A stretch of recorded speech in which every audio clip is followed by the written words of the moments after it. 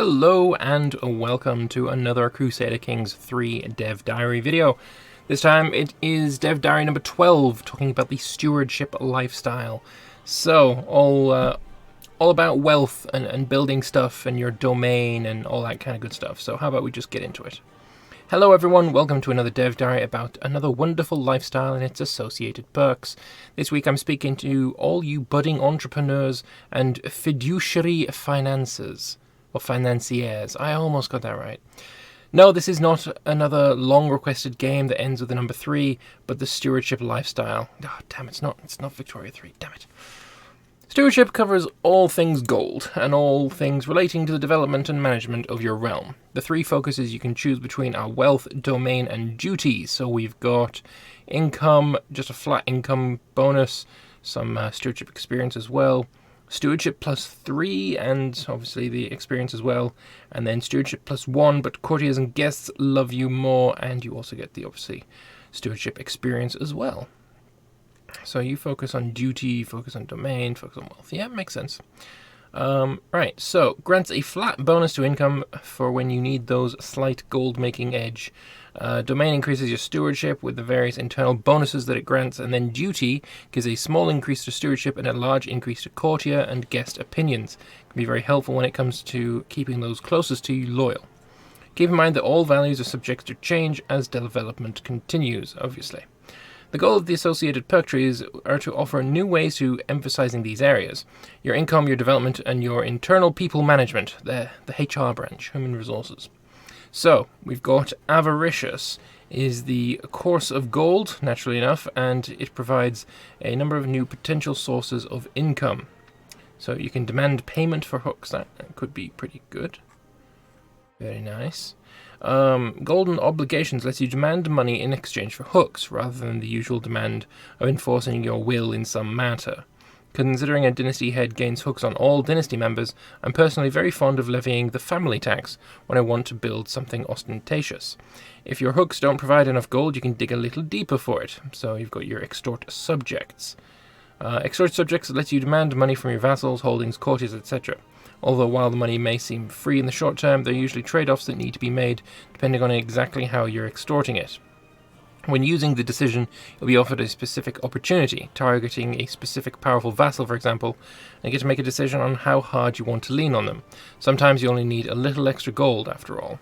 Lastly, if you don't feel so good about taking money while offering little in exchange, you can sell titles piecemeal instead. So, selling titles decision. Fair enough, that works. Note that the sell titles decision does not involve selling your landed titles, but small, meaningless knighthoods and honoraries instead. The cost is typically prestige, or the dilution of the concept of nobility at all. How much you make depends on the gullibility of your subjects, or to what degree they find the ways of turning the situation to their advantage or not. Is this a bit like how the church was selling... No, they were selling salvation, so it's not really the same thing. Never mind. Anyway, moving on. So with these perks, you'll have a lot of options when you need that extra pile of gold to pay for something. There are also more passive sources of income as well for the Feinschmecker, who prefers to have their existing wealth work for them. So vassal tax contribution +5%. Pretty sure when we were looking at Dread last week, there was also something about vassal tax contribution going up for high dread. So if you sort of go into both of those trees, if you have a bit of stewardship and then you go and have a bit of lovely dread to go along with it, you could be very, very rich indeed. Then we've got detailed ledgers, the Republican ruler opinion +20 and Republican tax contribution +10%. The Republicans are not going to like that. They do hate their taxes. And then, what's this? The powerful getting richer by keeping their realm at war? What kind of silly fantasy world in it we've invented for the game? Monthly income while at war +25%. Yeah, no, that's a little silly. That is a little bit silly. I don't like that one, to be honest. I don't think that one should be in the game. That's kind of... what? Why? That's a huge increase. That's just flat base income. just while you're at war. So, like, maybe you're England and you keep, I don't know, a couple of Irish miners alive while you're, you know, developing your country. Just declare on him and just leave the war going indefinitely. Or if you have to peace out, for maybe if they add a call for peace button at some point, then you declare on the next one and you peace the original one out. You keep them alive, you do it again in 5 years or whatever the truce is. Like, this could be so broken. 25% increase of income. That's insane. That's silly. And it makes no sense either. It's not flavorful. Whatever. Speaking of keeping your Rome at war, money can buy you a lot of things, but only dread can buy you an eager and willing army. So men-at-arms maintenance per dread, negative 0.5%. I like that one. That one's pretty good. That one's pretty awesome. I like that one. Oh wait, I guess that gold can also buy you an eager and willing army. We're going to talk about mercenaries in a future dev diary at some point. If, after all that, you're still not getting enough money, you can have the Avaricious trait. It'll keep you going until you suffocate under the weight of all your wealth by providing you with a small boost to stewardship and a sound direct boost to your monthly gold income. Alright, so now we have the Architect. Maybe it's not all about dying with the biggest pile of money. Maybe it's about leaving an imprint on the world. That might not be as crazy as it sounds, but whatever would that be? The biggest buildings, of course. Let's see what the Architect tree has on offer. To start with, there are a few perks to improving your ability to build things, naturally enough. So, gold and piety and prestige, cost reduction, and for buildings and for holdings. Okie dokie. These are different then. Holdings and buildings are different. Are we going to have like a personal castle? Like the mod where you had your personal castle modelled after the Republican, you know, your Grand Doge house. That would be, I want that. That would be pretty cool. Unless I'm thinking of something completely different. Was a holding actually not just like building another castle in your province? But then that doesn't really seem likely because they're all on the map. Maybe it is like building a castle on a tile on the map that has got nothing on it would cost you less. Maybe that's a holding, but I don't know. I'm gonna have to look into that. So yeah, we've got all them modifiers. A professional workforce, building construction time and holding construction time goes down, so it goes faster basically. This should probably come with all of these should really have bonuses and negatives, like cutting corners or professional workforce. You can't have both. This one reduces the cost, but increases maybe the time, or reduces the effectiveness of whatever you're building. Professional workforce costs a lot more, but what you're getting is much better. Like something like that, maybe. This way you can build your realm up fast and on the cheap, no matter what kind of constructions you've been looking for. You can also find improvements to the growth rate of development in your capital by 0.2 per month. Very nice. I'm getting wistful here. Once you've been a game developer for a while, any kind of development growth bonus is something you dream of every day. Well, if you like EU4, then development is something you don't want. Well, I guess, no, it's just me. I've got a very... It's a minority opinion that development is bad. Anyway, if you enjoy building but your pesky holding limit is holding you back, well, there's a perk to help you out. Domain limit +2. Fair enough. I'll leave you with... Sorry, it will leave you with even more locations to build in. Yeah, I think that's it. It's just if you've got a province that hasn't got anything in it, no castle, no city, no monastery or whatever, then you'll be able to... That's a holding. So yeah, I think that's what it was. I still want that personal castle though, personal house, because it's really cool. I want that a lot. If you have this many titles though, you might end up with a lot of uppity peasants under your control. You might get even more dissatisfied. Unbelievable, I know, considering everything you do for them, such as organize their money into neat stacks. But far more likely than you think. But don't worry, popularity can in fact be bought. For what money? Just this isn't buying it. This is just taking a perk. Hopefully that will be enough to keep the peasants in line. If the threats against you are external rather than internal, there are organizational tools to help you deal with those too. Never give in to those who want to take away what you've built with your own 200,000 peasant hands. So you've got fort level +1 and garrison size +20% on all of your castles. Fair enough.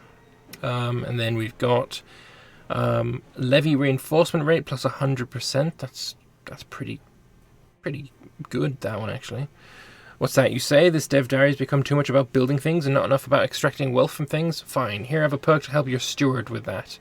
Collect taxes, effectiveness plus 25%. You're gonna get fucking filthy rich with this. This entire tree is just filthy rich. This all adds up to Architect, a trait that is going to keep your realm constructing around the clock. Not only does it grant you a stewardship bonus, but it further reduces the building construction time. Castles and towers will soon be sprouting across your realm like toadstools after the rain. This guy's got a very flavorful way of talking. Now, I wouldn't begrudge the more nobility and obligation-minded among you if you've started to think that stewardship doesn't offer you anything. Making money is precisely why you have a steward to assign work to, after all. But don't be so quick to judge. No matter who you are, you're going to have annoying vassals to deal with, and boy do we have the tree for you. So we've got direct vassal opinion and liege opinion. We've got councillor opinion. Vassals are less likely to join independence factions. How much less likely? Who knows? These passive bonuses are going to be a godsend for when it comes to keeping your realm together. Yeah, no shit. That's just what it does. If you want something more active, you can improve your chancellor's efforts to foster good relations with your vassals. Domestic affairs efficiency plus 25%. Sometimes being viewed positively isn't quite enough, and you have to employ harsh measures that may or may not be perceived as unjust, vicious, or tyrannical. Wouldn't it be great if people didn't get so hung up in the details, but focused more on the gifts you sent them afterwards? Less monthly tyranny. All of this, less monthly tyranny. I mean, he's got to dress it up, though, I guess. What's the point in having all these loyal vassals if they don't do anything for you? Well, loyal vassals do a lot for you, actually, but what if they did a little extra? More contribution from your vassals when it comes to levies. Yay. And those who are offered the highest respect and esteem should also contribute the most, should they not? Happy, powerful vassal tax and happy, powerful vassal levy contribution. Fair enough. A happy, powerful vassal refers to a powerful vassal who sits on the council. You'll have a really hard time making them actually happy, trust me, the ungrateful curs. So what if you don't have a bunch of vassals? Maybe you're at the top of a feudal heap, even though you clearly should be. Sorry, not at the top. Claim throne against your liege. That looks like that's the top of a perk tree. That is the very first thing you can take. Okay. A scheme called Claim Throne can obviously only ever be risky, but you can employ it against your liege to get a claim on the realm. It's a lot easier to get put into power by a claimant faction than by generations of unpredictable inheritance, after all. Yeah, but this is more fun. It's CK2, after all. The scheme itself is a hostile scheme that relies on learning and intrigue and uses agents. The most powerful agents will be your liege's council members. You're going to need a lot of powerful support to convincingly stake your claim, after all, even though you're obviously the rightful ruler. Lastly, at the end of the path waits the administrator trait. It's a mix of both worlds, improving your vassal's opinion of you, while also slightly reducing build costs. That's all the new stuff for this week. I hope you're already drawing financial charts and editing your family history to make your claim sound somewhat legitimate. The stewardship lifestyle provides many paths to gold, stability, and prosperity. So we've got some notes on modding as well. Before I go, however, I want to highlight some parts of the modability of this system. There are a series of questions following last week's dev diary and should elaborate on those a little. The structure and setup of the different perk trees is scriptable, which means that one can easily add things, move things around, and set different requirements for each perk, etc. And as someone asked, it's also possible to make all perks in a lifestyle form a single big tree instead of 3 separate ones, and it's possible to have multiple entry points and end points for a single tree. When it comes to what a modder will be able to make a perk do, well, pretty much anything. Giving character modifiers, running specific effects, being used as a trigger for other things. If you can think of it, there's probably a way of making a perk do it. You can also make entirely new lifestyles if you have a good idea for one. I can think of half a dozen different uses for this system to a modder, and it wouldn't surprise me if they quickly find ways of using it that haven't even occurred to us. So while you're patiently and excitedly waiting to play the game, I'm equally excited to see what the inspired people of our modding community are going to get up to. I'd agree with that. If anyone has followed me for a while, you know that I love mods a lot. So I'm definitely excited to see modders take this system and make it better. There's a lot of things in this that I'm not entirely happy with. So yeah, seeing people like CK2 Plus or Historical Immersion Project get their hands on it, rip it to pieces and put it back together in a nice way. I'm looking forward to that. Next time we're looking at the learning lifestyle and some associated things. Won't be going into detail about religion just yet, but the lifestyle still has a lot of cool stuff that I can't wait to share. Well, a lot of things then I think are going to be redacted. Can't talk about this yet, etc. It's like, oh, this perk for religion lifestyle does this thing that we can't talk about yet. And so does this perk, and so does this perk. I'm expecting that. Alright, let's see what they're saying on the forums. When I started this recording, there was only one extra post. So I'm just going to quickly chuck a refresh in there, see if there's been anything else. Nope, still only one. Okay, fair enough. Claim throne on liege means if you have a duke as a liege, you become the duke, even though said duke has a king over him. Yes, it's about taking one step up, so to speak. Fair enough. That's good. Good question, Nikolai. Alpha Strike says, how well in practice does this combine with the fabricate hook scheme in the intrigue lifestyle? It can work pretty well. The perk offers a new use for hooks, so it leaves you with more options for how to use it once you have it. Might still be you'd rather spend it on forcing someone to join a scheme, though. I believe that Avaricious is misspelled in this dev diary. I appreciate English spelling is pesky. Clicks edit silently on my post. Fair enough. And then, can't wait to make some muster rolls. I don't know what a muster roll is, but apparently they're delicious. Alright, well, to talk quickly about my feelings about this dev diary, I think it's kind of been the weakest one, honestly. I know it's really kind of too early to claim that it's going to be the weakest dev diary, but there wasn't anything here that was very exciting. I mean, I get that we're just looking at lifestyles and perk trees, which, I mean, he tried his best to make it fun, but we are just looking at modifiers, but there was nothing in the modifiers that was like, oh, now that's cool, like we had with the intrigue one before. This is just, oh, there's a modifier, and then there's a modifier here, and there's another modifier, and here's a new decision you can use that will give you money for nothing, because these are just titles that don't matter. Oh, this is a decision so you can get money, and this is a decision where you can get money. And oh, look at these modifiers and modifiers and modifiers and modifiers and modifiers and modifiers and modifiers and modifiers and modifiers and modifiers. You know what I mean, right? It just, there was nothing exciting here. It looks like it's going to be a super powerful tree. Generally, trees that have a shit ton of modifiers that you don't have to think about tend to be quite powerful, but they're also nothing to get excited about. So, I guess that's your lot. That's your dev diary. Sorry, I couldn't be a bit more upbeat about it, but I just gonna be honest. But anyway, I want to know what you guys think. Do you feel the same as me, that this was a rather weak dev diary? Do you see anything here that I don't? Does any of this really grab at you and you're shaking your monitor at me saying, but look, this is so cool? Is there anything there? Am I missing anything?